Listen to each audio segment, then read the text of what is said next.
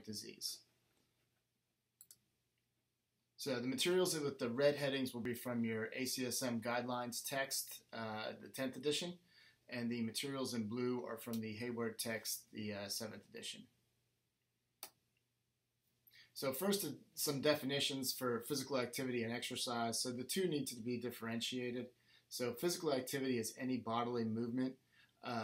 So if you're going for a walk, or if you're going to work, if you park your car and you're walking into your work, if you're working in your yard, any kind of work or any kind of thing that you do to move, getting in and out of the chair, getting a snack while you're watching TV, anything like that is considered physical activity.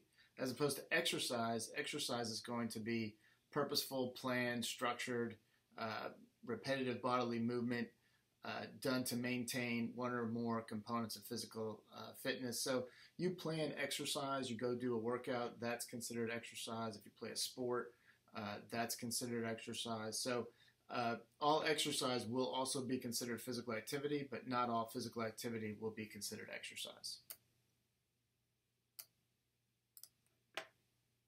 Physical fitness, on the other hand, is when you test your fitness to see how well you perform. So a set of attributes or characteristics that people have or achieve that relates to the ability to perform physical activity. So physical fitness can be your VO2 max or a 1 rep maximal lift. So VO2 max meaning how well you can run, how well your body can use oxygen.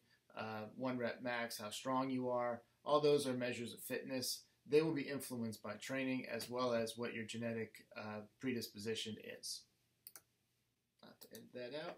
Okay, so from a public health perspective, for the current recommendations, often you'll hear my public health perspective.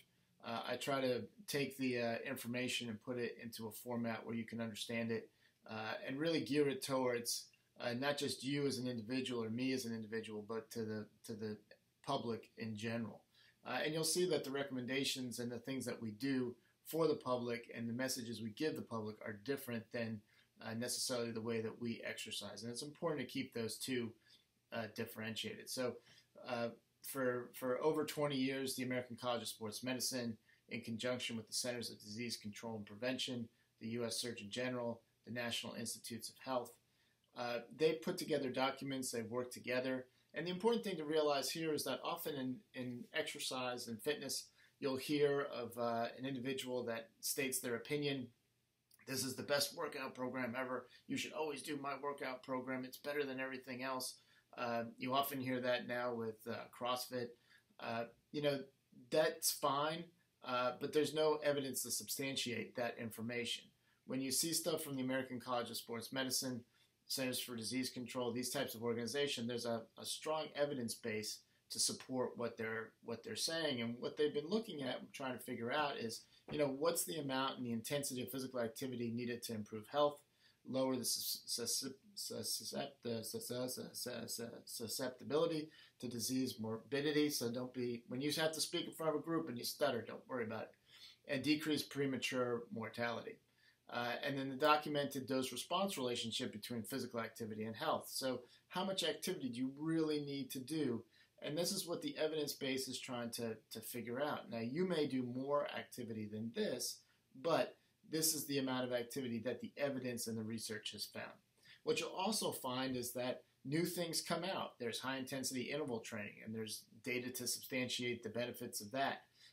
Functional training, things like that. And sometimes the research base and the evidence base hasn't caught up to the new types of technology that are out there. So just because something's new doesn't mean that it's bad or doesn't mean that it doesn't work better than what we have or what you've been taught.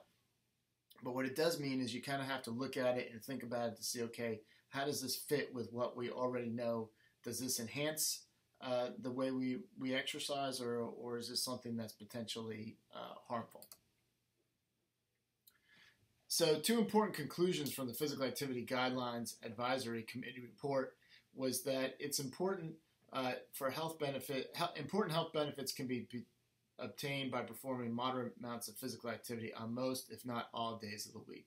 So really, this is looking at basic types of activity. This is looking at walking, not the high-intensity stuff. If you work out, you may be doing something that's quite a bit more than this, But if you just go out for a walk, 30 minutes, and if you walk for 30 minutes, you can do that every day. You can walk an hour every day. You're not going to be overtraining. It's not that much. You may already be doing that, walking just to and from class. So, and if you work as a restaurant server, which I'm sure some of you do, again, you're getting that physical activity. And if you do that every day, or you get those activities every day, that's fine. And additional health benefits result from greater amounts of physical activity. Individuals who maintain a regular program of physical activity that is longer in duration or greater intensity, or both, are likely to derive greater benefits than those who engage in lesser amounts. So doing more is better. We'll talk about later how much is kind of the upper limit, and that's probably going to vary from person to person as well. So you need to kind of keep in mind what the individual is capable of. Again, when we're looking at the public, you may be somebody who exercises on a regular basis, but a lot of people are pretty sedentary. So we just want them to become active, and if they become a little bit more active, that's great. A lot of students, and I fell into this category when I was your age, we definitely have the risk of overtraining, and you don't want that to happen either. So you want to find that kind of sweet spot for exercise. And one thing that I speak of often, and I'll start mentioning it here, is that oftentimes when we exercise for vanity, we exercise for performance. And if you're exercising for vanity and performance, which is fine, that's a big reason why I did exercise. So if you do that, then you're not necessarily exercising for health. And if you're exercising for health, that's different than exercising for performance. And when you look at most elite athletes, the way that they exercise is not necessarily healthy. Now, doing that amount of activity may be necessary to get to the elite level of that sport, and I understand that, but we're dichotomizing between health versus doing something that improves performance. If you're looking at physique, if you're a bodybuilder, you're doing that exercise to become huge, to put on a lot of muscle mass, and that's fine, but that's not necessarily healthy. Same thing with the fitness modeling, all that stuff. Usually when you get close to competition, those individuals engage in some pretty unhealthy behaviors to become lean at the end. Again, you're doing that because you want a certain look, and I'm not going to judge it, but it's not necessarily healthy, and it's important to kind of differentiate the two.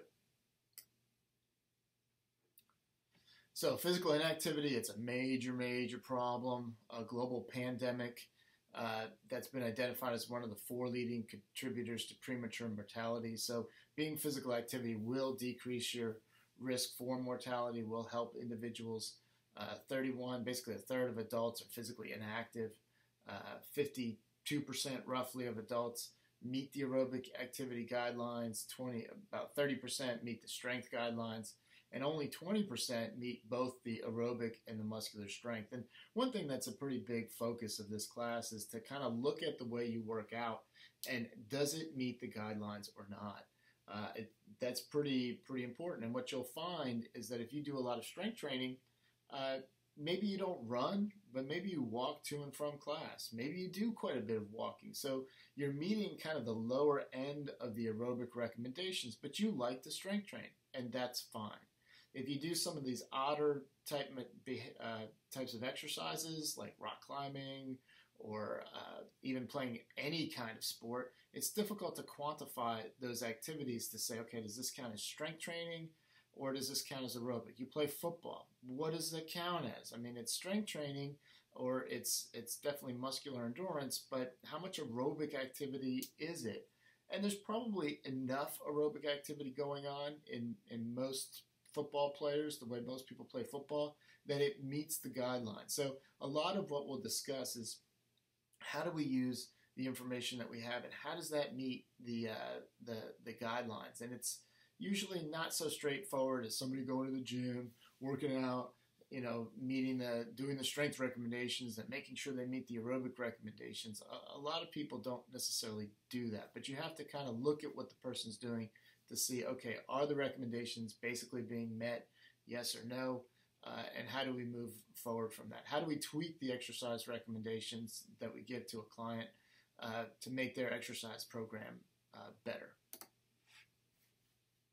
So sedentary behavior and health, prolonged periods of sitting, what I'm doing right now. I used to stand in front of you guys and lecture. Now I'm sitting and lecturing, not good, are associated with deleterious health consequences independent of physical activity levels. And the problem is most of our activities today, and a lot of them, are sedentary. We are sitting a lot. As I said, I'm lecturing and sitting. We're just not standing and moving around. So this is a problem. 50% of an average person's waking day involves activities associated with sitting. And we look at our recreational types of activities. What do we like to do? We like to watch Netflix. I like to watch Netflix. We like to play video games. I'm guilty of playing on my phone a little too much sometimes. We do these things, we're sitting while we're doing them, as opposed to if you go out for a walk or if you play ball, then you're moving around. And even if I play outside with my son, I'll throw the football around with my son, or my daughter likes to ride her bike, and I'll walk and follow her along as she rides her bike. It's not really a workout. It's pretty low level sometimes, but at least I'm moving. At least I'm not sitting. So those types of activities are good and need to be encouraged. Sedentary time is associated with a 30% lower relative risk for all-cause mortality among those with high levels of physical activity as opposed to those with low levels of physical activity. Basically, even if you are active, you want to make sure that you're not completely sedentary.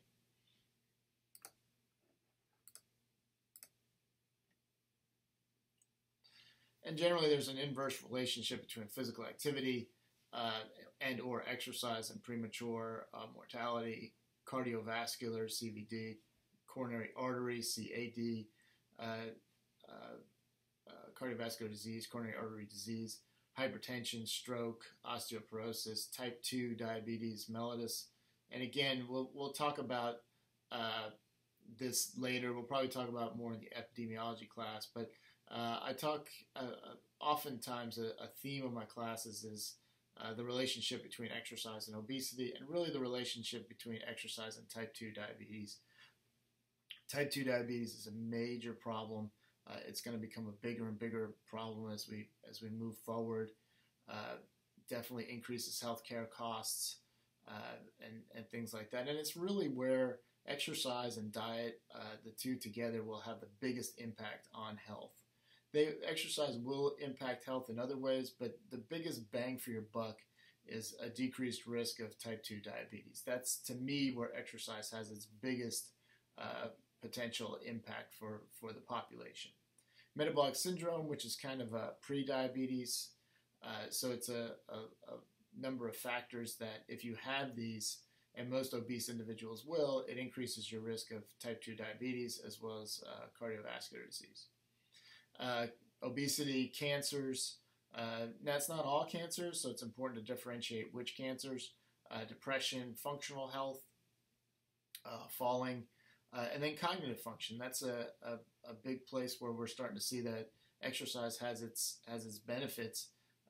We're not quite sure the mechanism. The mechanism might be with glucose metabolism, so the type 2 diabetes related, and brain function. But it seems that exercise, if you exercise on a regular basis, it decreases your risk for Alzheimer's and dementia and things like that. So there's definite benefits to exercise and cognitive function as well.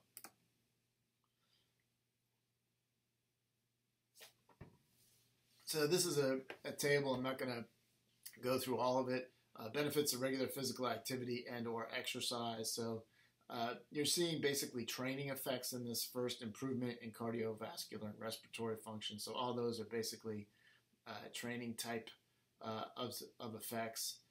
Reduced risk of disease. So, and for some of these, the effects of exercise may be fairly modest, but in some instances it may be more significant as well. And it probably varies from person to person. There's a definite genetic factor that's going on there. Decreased morbidity and mortality. Morbidity is sickness, illness, chronic disease, and mortality is death. So primary prevention, that keeps you from getting the disease to start with. And secondary prevention means that you've already had one episode or problem. It helps it from getting worse or from having another episode. So if you have one heart attack, then what we want to do is prevent a second heart attack. Secondary prevention would be preventing that second heart attack. And then there's other benefits, decreased anxiety and depression, cognitive function, things like this. This will be discussed in the next couple slides as well.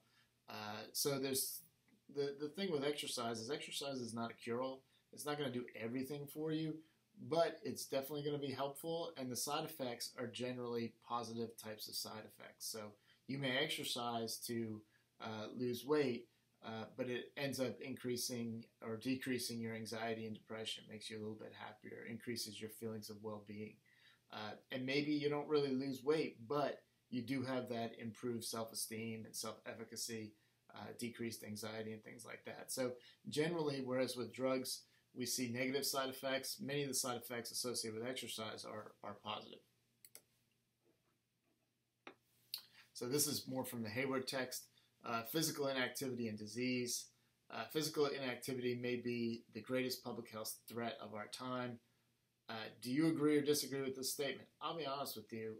I don't know if I completely agree with that. I think diet is becoming a bigger and bigger issue.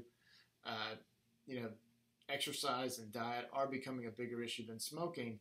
Smoking is definitely the worst thing for your health, but less people are smoking and more people are inactive and have a poor diet. So it's a matter of looking at what's the biggest public health impact. And often what I want you guys to keep in mind is, what can we honestly say about exercise and various disease states, but generally, what can we honestly say about exercise? People, especially students, they like to think that exercise can cure everything, and that is definitely not the case. As I mentioned, there's a sweet spot for exercise. Figuring out the best time and best amount of exercise is variable, and it varies from person to person. And you may have to do more exercise to decrease your risk of one factor, but by doing that increased amount of exercise, it may hurt another parameter of health. So you need to kind of think about it honestly, and what can exercise really do. So I look at it a couple different ways. In some instances, exercise should be the primary treatment. This is where exercise is going to have its biggest effect. We see that with obesity and diabetes. And with obesity and weight loss, sometimes exercise has an effect, sometimes it doesn't. So some people are responders, some people are non-responders. So some people will exercise and they won't really lose weight. Women typically have more of a problem losing weight with exercise alone. And especially if you do the moderate amounts of exercise, the 30 minutes, 5 to 7 days a week, you're probably not going to lose any weight with that. So if you're going to lose weight, you really need to incorporate the diet factor. But diabetes and metabolic disorders, that's where we see the biggest impact of diet and exercise. And you kind of have to mention diet in the same sentence as exercise. They go hand in hand. So one can offset the other somewhat, but really you should be doing both. In some instances, there's the exercise is more as a secondary factor. You have other major factors that are related to the disease, but if you do exercise and diet, it helps with the treatment and the management of the disease state, and it helps improve or slow down the disease state. So this is true with cardiovascular disease. Exercise definitely improves cardiovascular health, but you have a lot of genetic components, you have some environmental components, as well as dietary components. So exercise is not the only factor, and you'll see people that exercise on a regular basis that still have cardiovascular disease. And people that do high amounts of activity, this is typically, your marathon runners, over 45 miles worth of activity a week. For those individuals, you kind of see an uptick in cardiovascular disease. So Exercise is generally helpful, but it's not helpful in every instance. Psychological disorders, there's a lot of factors going on with psychological disorders. Exercise helps with that. Exercise helps manage that, but it's not the only factor. I've dealt with anxiety and depression in my life. Exercises help, but exercise has not necessarily cured the issues. Things like psychotherapy and in some instances pharmacological drug treatments, antidepressant medications, they are often helpful. And I take this moment to mention if you do have a level of depression or anxiety, I recommend that you go to the counseling center. Seeing a counselor is very helpful. I've seen a counselor and I've found it to be very useful. So sometimes psychological disorders are stigmatized, but really, you should feel comfortable going to see an expert that can help you if you're dealing with those types of issues. And we're all dealing with stress, so at the minimum, we have that. So some types of cancers, it depends on the type of cancer. Some neurological disorders, this would be your Alzheimer's cancers. It would be your hormone-related cancer, some testicular cancer, prostate cancer, ovarian cancer, breast cancer. Those are related to hormone levels. Colon cancer is not related to hormone levels, but exercise helps the food travel through the gut faster, and that helps to decrease your risk of colon cancer. So some cancers will definitely be affected by exercise. Others won't. So if you're looking at lung cancer is affected more by whether you smoke or not so much by exercise. And in some instances, exercise won't really decrease your risk of the problem, but what it helps you do is manage the disease a little bit better. So it might not have an effect on disease progression, but a lack of exercise makes the disease worse. So if you don't exercise and you have cancer, that can make your treatment worse. If you have neurological disorders, that can make things more difficult. Pulmonary diseases, COPD, chronic obstructive pulmonary disease, exercise might not really change the progression of the disease, but it helps you function better. With the neurological disorders and with a lot of disease states, everything gets more difficult if you're heavy. If you weigh more, it becomes more difficult. So if you fall, you can't get up. If you have a neurological disorder, it's more difficult to move. But if you weigh 100 pounds, if you're a woman and you weigh a frail older woman and you weigh 100 pounds, it's not so hard to move a 100-pound mass as opposed to a 150-pound or 180-pound mass. So the definite increase in weight makes things worse, and exercise helps get the most of the muscles that you have, makes your muscles stronger, so you get kind of the most out of it, as well as helps managing the weight.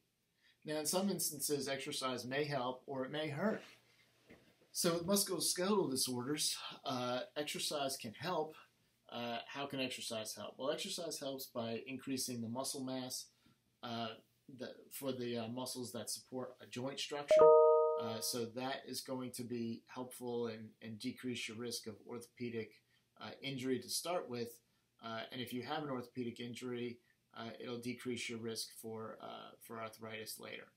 But if you do too much exercise, or you do the same type of exercise and you don't do any cross training, so all you do is lift weights, or all you do is run, all you do is play one single sport, and you have repetitive motion associated with it, then that's going to increase your risk of orthopedic injury, and in turn it'll increase your risk of arthritis as well. So what we want to recommend is a well-rounded program that keeps your weight down. That's another instance where exercise will help with musculoskeletal disorders. If you're overweight or obese, that's going to increase your risk. So keeping the weight down is going to be, again, helpful.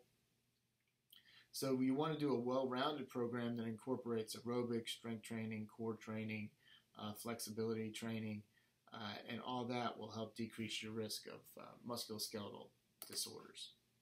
So this is a graphic from your textbook,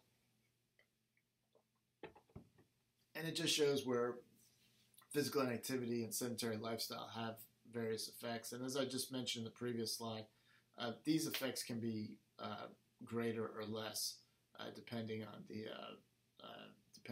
issue. So I'll just I'll go through it quickly. So cardiovascular disease exercise as more of a secondary factor. Musculoskeletal, it can help or it can hurt. Psychological disorders has more of a secondary factor. Pulmonary diseases, in some instances, exercise can induce asthma, but in most cases, exercise will help you manage these types of conditions, but it's not really going to affect whether you have them or not. Cancers, as I mentioned, exercise has more of a secondary effect, and it will definitely help you manage the disease state. And metabolic disorders is where exercise has the most bang for your buck to help control it and to help prevent the disease state. I always like this slide. This slide probably always needs to be updated, and these are various estimates that come out. Sometimes we have new costs that come out, but you're looking at, this is the average cost per year in billions of dollars. So obesity, $190 billion a year. Cardiovascular disease, 444.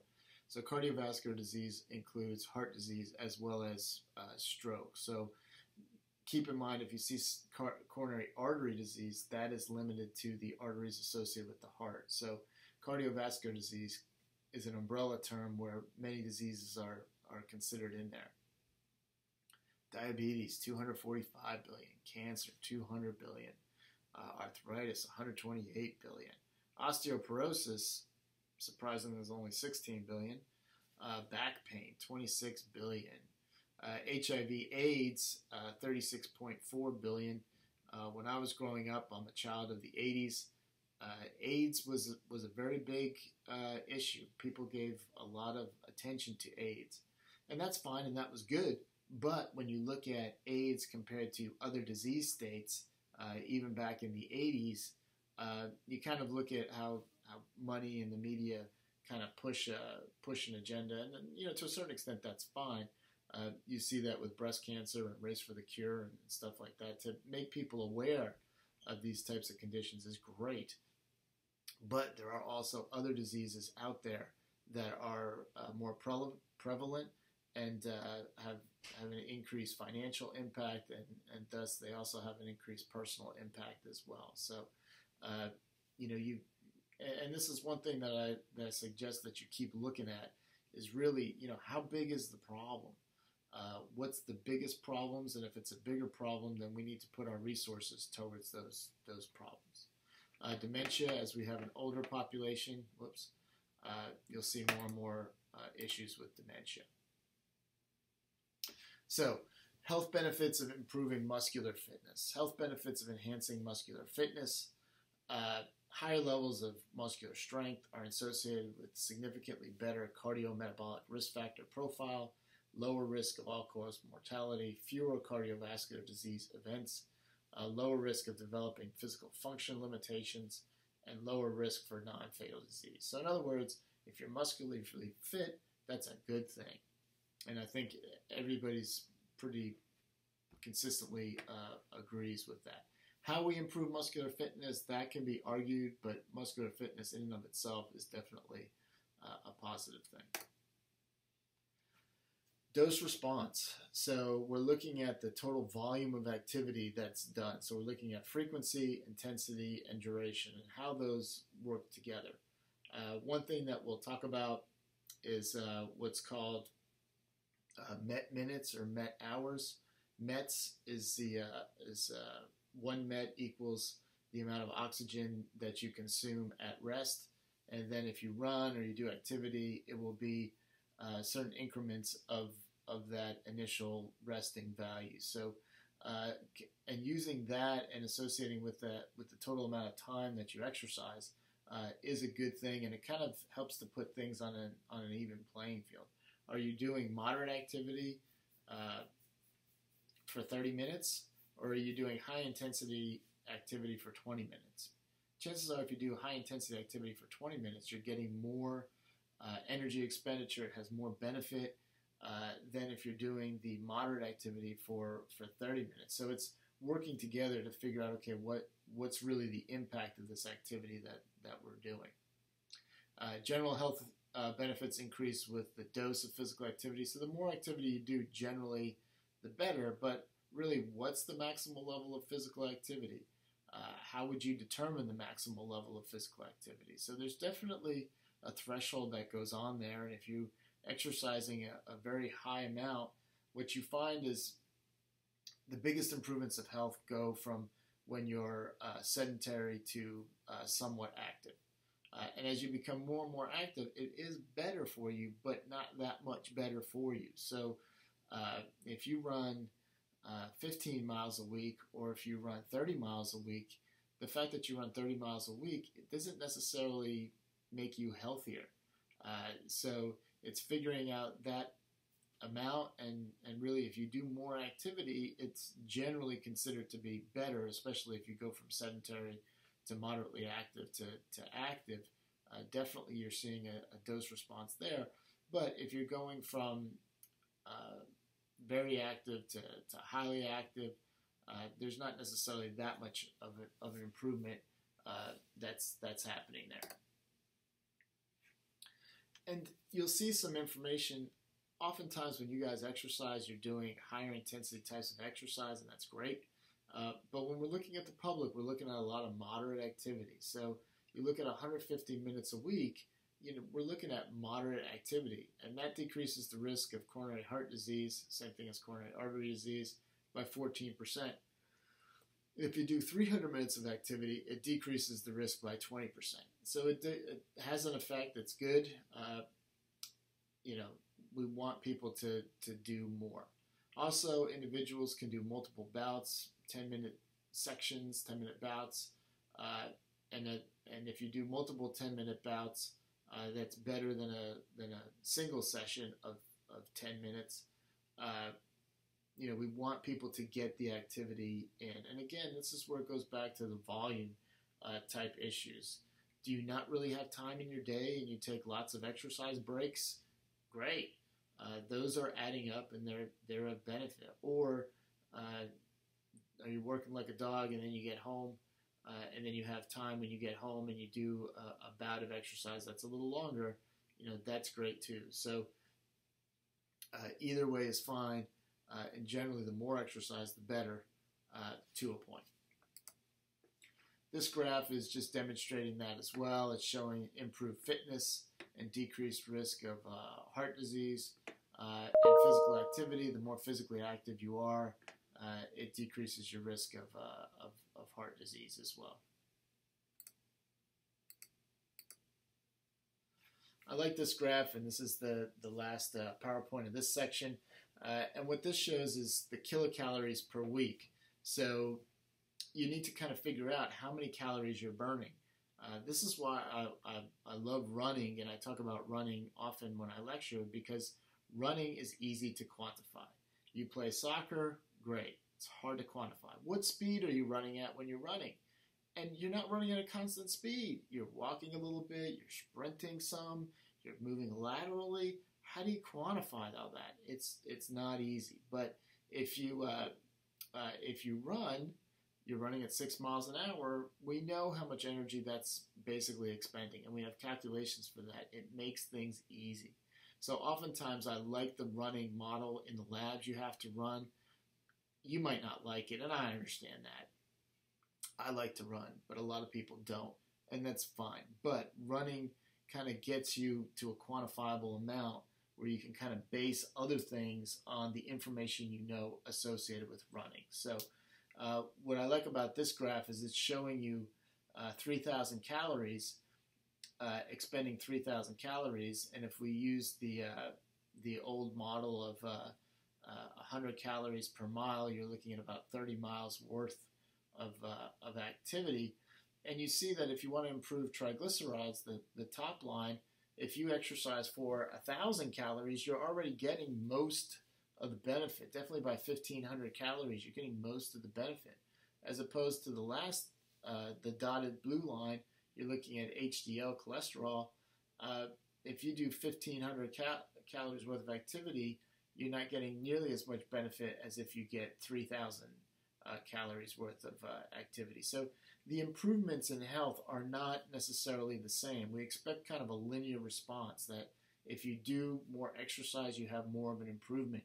And you see that for some parameters of health and physiologic variables, you do a little bit of activity, you see major improvements.